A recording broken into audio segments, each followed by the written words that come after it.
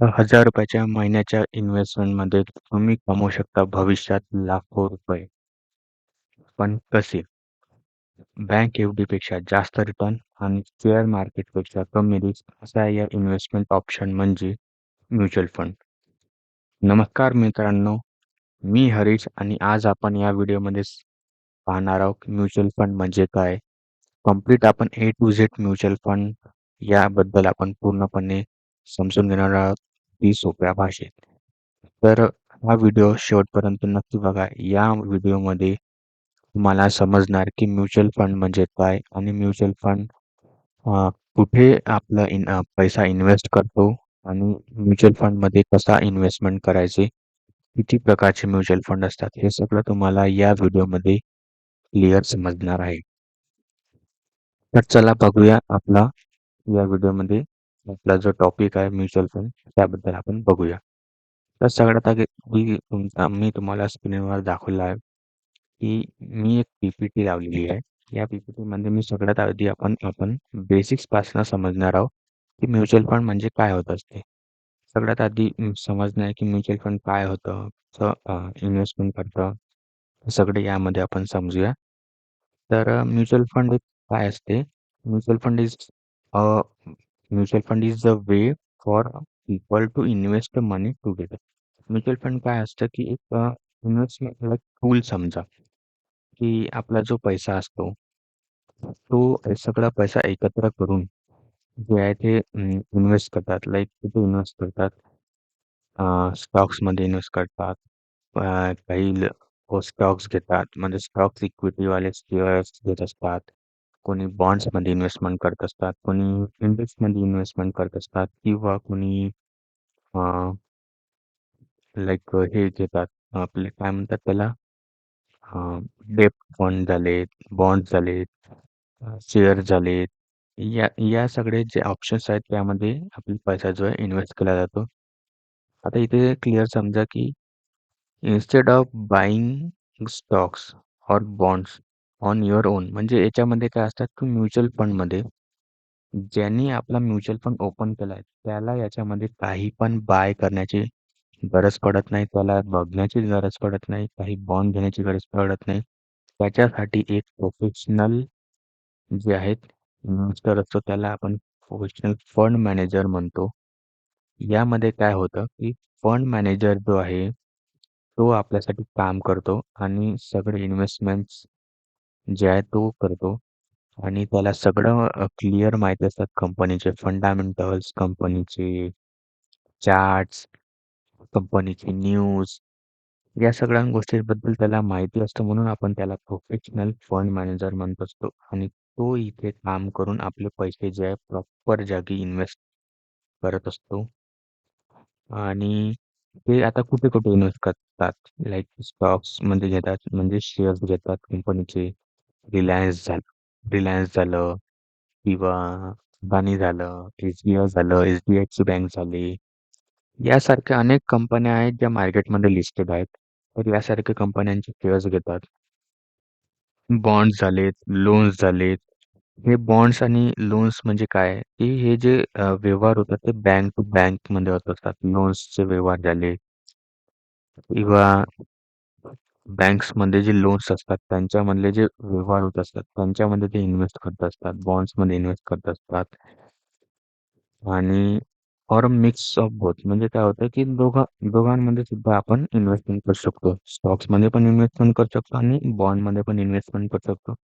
या प्रकारचं सुद्धा आपल्याला म्युच्युअल फंड अवेलेबल असते इथे. ठीक आहे. तर आता हाऊ इट वर्क्स. ते वर्क कसं करतं? म्युच्युअल फंड आपल्यासाठी काम कसा करतो?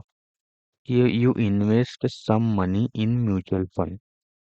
तर आपलं काम कसं करायचं म्युच्युअल फंडमध्ये? जर समजा आपले काही आपली सॅलरी असेल, जसं की एक्झाम्पल आपण पकडूया की ₹30,000 आपली सॅलरी आहे मंथली. ॲव्हरेज पकडला तर आपण. मिनिमम पण राहू शकते आणि जास्त पण राहू शकतात. पण मी ॲव्हरेज पकडतो ₹30,000 आपली सॅलरी आहे. त्यामधला मिनिमम ॲज पर माझ्या एनालिसिसनुसार 10% हिस्सा, 10% जो आहे तुमच्या सॅलरीच्या महिन्याच्या सॅलरीच्या ₹3,000 होतात. हं. ₹3000 तुम्ही ₹3000 तुम्ही म्युच्युअल फंडची आपली ओपन करायला पाहिजे. कारण तुम्ही ₹30,000 कमवत आहात. ठीक आहे. तर 10% जो हिस्सा आहे तुम्ही आपला म्युच्युअल फंडमध्ये आरामात इन्व्हेस्ट करू शकता. सेकंड आहे, fund uses that money to buy many investments. आता हा जो इन्व्हेस्टमेंट आहे 10% त्यामध्ये तुम्ही इक्विटी स्टॉक्सवाला म्युच्युअल फंड घेऊ शकता, बॉन्डवाला म्युच्युअल फंड घेऊ शकता किंवा दोन्ही मिक्स असलेला बॉन्ड म्हणजे म्युच्युअल फंड आहे तो सुद्धा घेऊ शकता. आणि याच्यामध्ये काय होणार की जे तुमचा प्रॉफिट आणि लॉस आहे ते तुम्हाला शेअर केल्या जाईल प्लॅटफॉर्मद्वारे. त्यांचा प्लॅटफॉर्म राहील Xeroda असेल, स्टॉक असेल किंवा एंजल वन असेल यासारख्या प्लॅटफॉर्मवर तुमचं ते प्रॉफिट आणि लॉस जे आहे ते इन्व्हेस्टरला क्लिअरपणे दाखवल्या जाणार based on how much they invested. Like तुम्ही किती इन्व्हेस्टमेंट करता. जसं की ₹3000 इन्व्हेस्टमेंट केला आणि महिन्याभरामध्ये तुम्हाला समजा ₹100 प्रॉफिट होत असेल, तर ते तुम्हाला ₹3000 प्लस ₹100 असं ₹2100 जे आहे ते तुम्हाला क्लिअर तुमच्या प्लॅटफॉर्मवर शो केल्या जाणार. जे पण तुमचं प्रॉफिट आणि लॉस जे पण राहील ते सगळ्यात दाखवलं जाणार. ठीक आहे. तर समजा की व्हाय पीपल लाइक्स म्युच्युअल फंड. आता सगळेजण म्हणतात लोक सगळ्यात आधी LIC काढायचे. पण आता लोक म्युच्युअल फंडमध्ये काय म्हणजे इंटरेस्ट दाखवत आहे. म्युच्युअल फंड म्हणजे मध्ये असं काय आहे की लोकांना आवडून राहिलं आहे. काय त्याच्यामध्ये फीचर्स आहेत. तर याच्या म्युच्युअल फंडमध्ये काय मिळतं आपल्याला डायव्हर्सिफिकेशन. डायव्हर्सिफिकेशन म्हणजे काय? Your money is spreaded across many investments. म्हणजे काय? की आपले जे इन्व्हेस्टमेंट आहे ते तुम्ही प्रत्येक वेगळ्या-वेगळ्या जे फील्डमध्ये आहे ते आपण इन्व्हेस्टमेंट करू शकतो. लाइक इथे आता आपण समजू शकतो की क्लिअर एक एक्झाम्पल घेतलं आपण. तर समजा एक रिलायन्स आहे. रिलायन्स एक कंपनीचा शेअर घेतला आणि बँकिंगमधला आपण एक शेअर घेतला जसं की SBI बँक समजा आपण घेतलं. तर समजा की रिलायन्स जर अ, वरती जात आहे. रिलायन्स वरती जात आहे. ठीक आहे आणि बँकिंग सेक्टर आपला खाली पडत आहे. तर यामध्ये काय होतं, की SBI बँकमध्ये जो होत असलेला लॉस राहील आपला, ठीक आहे. SBI बँकमध्ये जो होत असलेला लॉस राहील आपला, तो काय करेल, यामध्ये काय होईल, की आपला जो SBI बँकमधले होत असलेला लॉस जो आहे, तो इथे आपला कव्हर करेल रिलायन्समध्ये.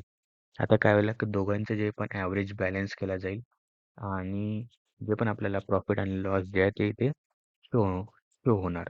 जे पण आपल्याला समजा की SBI मधला कमी लॉस असेल, समजा ₹100 लॉस असेल आणि आपल्याला रिलायन्समध्ये ₹500 प्रॉफिट होत असेल, तर असं दोघांच्या हे मिक्सअप होऊन आपल्याला लॉस आणि प्रॉफिट असा मिक्स होऊन आपल्याला कमीत कमी ₹400 प्रॉफिट आपल्याला इथे शो होणार. म्हणजे डायव्हर्सिफिकेशन आपल्याला या प्रकारे मदत करते.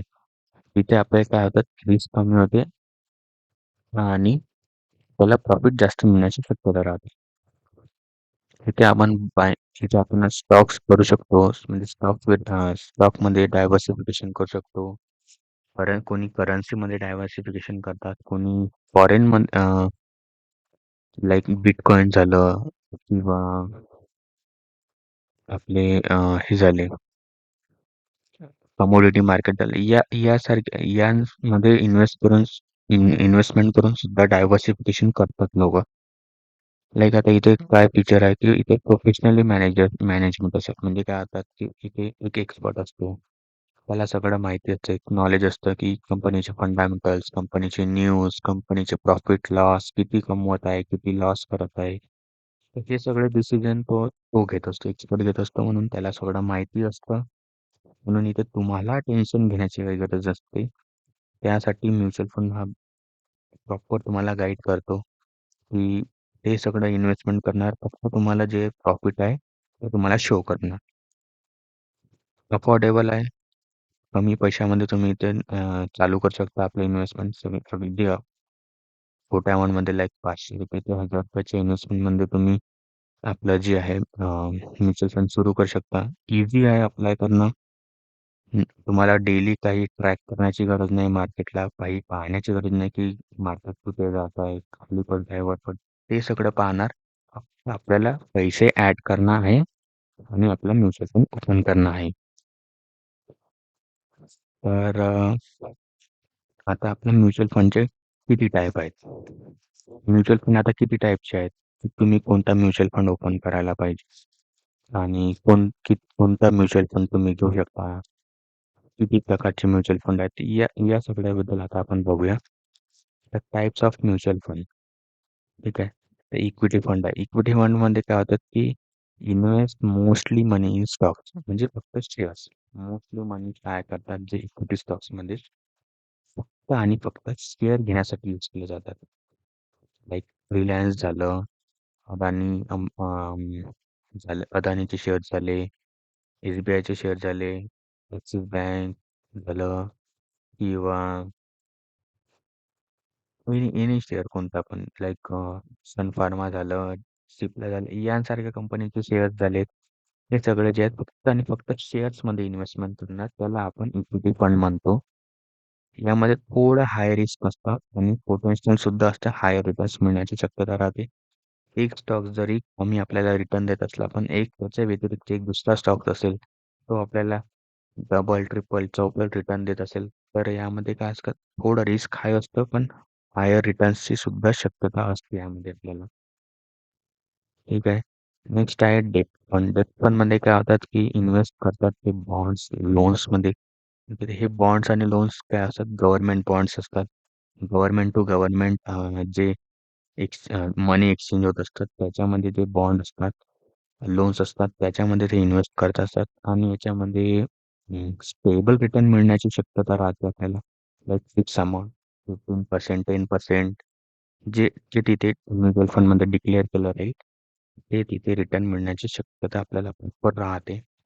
ह्याच्यामध्ये लो रिस्क राहते, रिस्क खूपच कमी राहते. त्यामुळे अनेक लोकं डेट फंडसुद्धा ओपन करत असतात.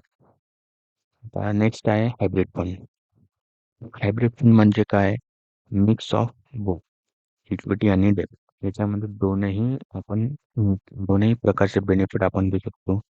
इक्विटी फंड आणि डेब्ट फंड या दोन्ही प्रकारचं हायब्रिड बेनिफिट आपण या हायब्रिड फंडमध्ये घेऊ शकतो.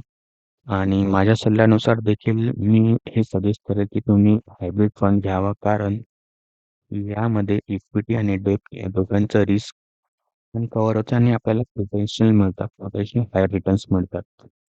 हायर रिटर्न्स मिळू शकते. आणि एक आहे नेक्स्ट आहे इंडेक्स फंड. इंडेक्स फंड म्हणजे काय? Follow market index like Nifty 50. आता इंडेक्स म्हणजे तुम्ही ऐकलं असेल निफ्टी 50 झालं, सेन्सेक्स झालं, बँक निफ्टी झालं. यासारखे जे इंडेक्स आहेत त्यामध्ये म्युच्युअल फंड जेव्हा तू इन्व्हेस्टमेंट करतो आणि याच्यामध्ये जे पण प्रॉफिट होईल ते आपल्याला असं दिसेल. जर निफ्टी पडत आहे तर आपला प्रॉफिट कमी होणार आणि जर निफ्टी वाढत आहे तर आपला प्रॉफिट देखील सुद्धा वाढणार आपल्या इथे. आणि ॲव्हरेज पर्सेंट माझ्या नॉलेजनुसार मिनिमम मग निफ्टी 50 किंवा मार्केट जो आहे आपल्याला इयरली 16% रिटर्न देत असतो. तर मिनिमम इन्व्हेस्टमेंट इयरली रिटर्न आपल्याला 16% मिळण्याची शक्यता तर राहतेच इंडेक्समध्ये. ठीक आहे. नेक्स्ट फंड आहे ई-एल-एस-एस फंड. ई-एल-एस-एस फंड म्हणजे काय, की टॅक्स सेव्हिंग फंड. यामध्ये तुमचं टॅक्स सेव्हिंग होऊ शकेल. या प्रकारची जी मदत आहे ती आपल्याला इथे म्युच्युअल फंड आपण ओपन करत असतो आणि त्या प्रकारचा पैसा जे आहे पेमेंट जे आहे ते आपण करून आपलं टॅक्स अमाउंट जे आहे ते आपण सेव्ह करू शकतो. हे काही म्युच्युअल फंडचे टाइप्स आहेत आणि मी तुम्हाला सगळे टाइप सांगितले आणि आता मी तुम्हाला नेक्स्ट व्हिडिओमध्ये सांगणार की तुम्हाला म्युच्युअल फंड कसा ओपन करायचा आणि किती रुपयापासून तुम्ही सुरुवात करू शकता. म्हणजे मिनिमम स्टार्टिंगपासून बिगिनर असाल, फर्स्ट टाईम तुम्ही सुरू करत असाल, तुम्ही किती रुपयापासून सुरुवात करायला पाहिजे, हे ओपन करायला पाहिजे, कोणता फंड घ्यायला पाहिजे. मी तर ते तुम्हाला सांगितलं की माझ्यानुसार तुम्ही हायब्रिड फंडची चॉईस करू शकता. ठीक आहे.